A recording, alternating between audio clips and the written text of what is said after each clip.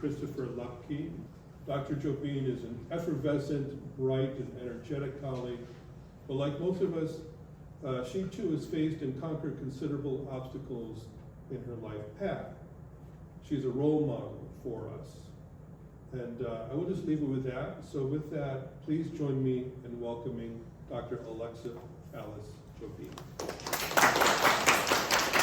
There are a number of theoretical models that are very useful from the humanities.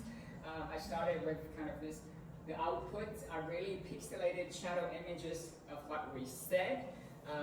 Think of it as a theatrical performance. Even the very word prompt, people love to say prompt engineer. That's so theatrical because actors work, they have a prompt, they're going to put on an impromptu show. So every time you interact with this model, the AI is putting on a show for an audience of one, for you. Improvised performance, it's auto-completion on stereos. It's building out of what you said. That's why the quality of prompt is so important, as many people know now, right? Because you need to give it enough cue, you're going to build off of that. It's not really answering your question. What it's doing, it's expanding upon and trying to complete what you started.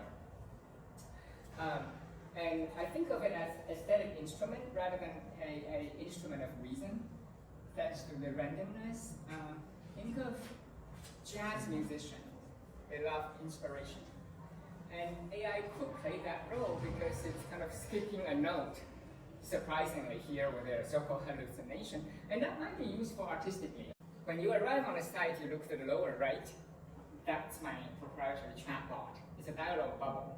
You click it, you can chat with it.